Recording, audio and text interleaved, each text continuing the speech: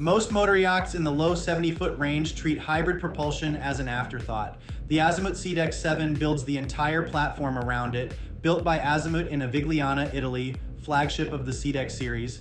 Exterior by Alberto Mancini, interior by Matteo Thun and Antonio Rodriguez. Up to 40% of the hull surface is laminated in carbon fiber. Twin Volvo Penta IPS 1200 pod drives, 900 horsepower each standard, with twin IPS 1350 at 1000 horsepower each available as an option. Top speed 31 knots. Cruising at 23 knots delivers a range of 374 nautical miles on a 978-gallon tank, 71 feet 2 inches overall, beam 18 feet, draft 5 feet 1 inch with props at full load. A flybridge, foredeck lounge, and the Fun Island stern define the deck plan, bow to stern. Up to 40% of the hull surface is laminated in carbon fiber, cutting weight in those areas by up to 30%. An 80 kilowatt-hour battery pack powers hotel mode, running onboard systems at anchor with the generator off and zero emissions, up to 4 hours by day and 8 hours at night.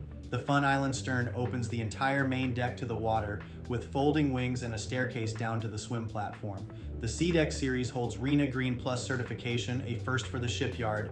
4 cabins and 3 heads, plus a crew compartment, sleeping 8 guests and 2 crew.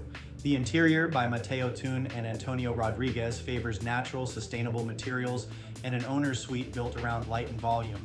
Bottom line, the Seadeck 7 is Azimut's clearest statement, yet that hybrid propulsion and flagship comfort are not mutually exclusive. For the full spec sheet and comparison data, visit yachtspecsdirect.com. I'm Tony from Minted Yachts. For additional information, feel free to email me at ts@mintedyachts.com or text me at 404-805-9819.